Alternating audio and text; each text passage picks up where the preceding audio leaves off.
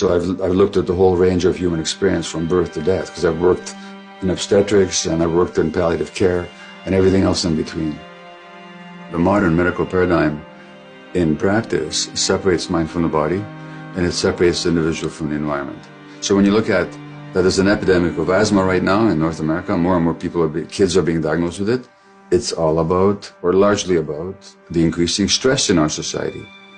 So it's a cultural manifestation, and this is completely missing in medical practice. If you look at Black Americans are more likely to get prostate cancer and more likely to die of it, and not because of lack of medical care. But maybe there's something about being a minority in this particular culture that is so highly stressful that it deranges the immune system.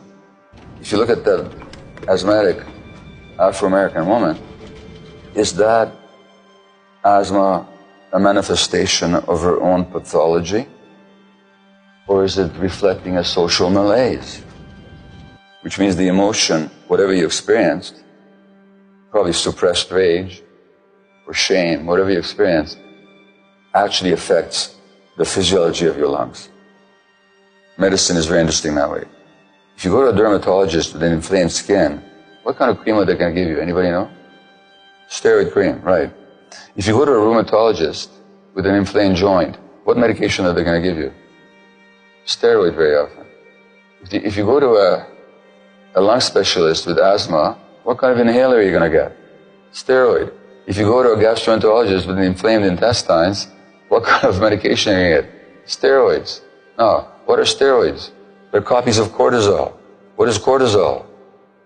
It's a stress hormone. We're treating everything with stress hormones.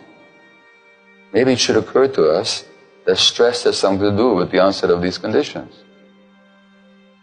The fundamental problem is capitalism, or I should say materialism. As long as research is driven by the profits of pharmaceutical companies, what's going to drive the education of physicians except the profit motive of pharmaceutical companies? I mean, just obvious. People have to be seen as automatons, as beings without really emotional needs or spiritual needs. As globalization and globalized materialism spreads throughout the world, so is autoimmune disease spreading throughout the world in societies that hardly even knew them before. These